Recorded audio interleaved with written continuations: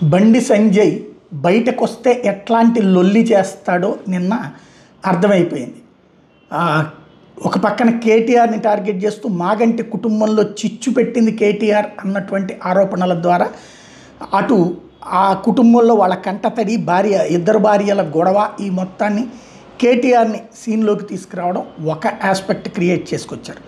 Number 2 వచ్చేటప్పటికి టోపీ పెట్టుకోవాల్సి వస్తే తల నరుక్కుంటా అంటూ టోపీ పెట్టుకున్న రేవంత్ని ఇక్కడ దుమాడాడు. అదే సందర్భంలో పాయింట్ ఏం రైజ్ చేశారు, నిజంగా ఓకే మీరు మత సామరస్యం కోసం ముస్లిం టోపీ పెట్టుకున్నారు, మరి అసదుద్దీన్ ఓవైసీ చేత హిందూ స్తోత్రం చేపిస్తారా లేకపోతే పూజ చేపిస్తారా భాగ్యలక్ష్మి టెంపుల్లో అన్నటువంటి ప్రశ్న రైజ్ చేయడం ద్వారా మత సాంప్రదాయాల విషయంలో హిందూ నాయకులు ముస్లిం క్రైస్తవ వేషాలు ధరించి మరి వాళ్ళ కార్యక్రమాల్లో పాల్గొంటారు, అదే ముస్లిం నాయకులు వచ్చేటికి హిందూ కార్యక్రమాల్లో పాల్గొనరు అన్నటువంటి విషయాన్ని గుర్తు చేస్తూ సాగినటువంటి వ్యవహారం.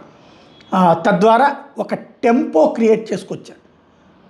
అదే సందర్భంలో 70% మంది జూబ్లీ హిల్స్లో హిందువులే ఉన్నారు, 30% మంది ముస్లింలని అడ్డుపెట్టి ఇప్పుడు మత రాజకీయం చేస్తుంది కాంగ్రెస్ పార్టీ, 70% హిందువులు ఏకీకృతం కండి అంటూ ఒక కీలకమైన పిలుపునిచ్చారు.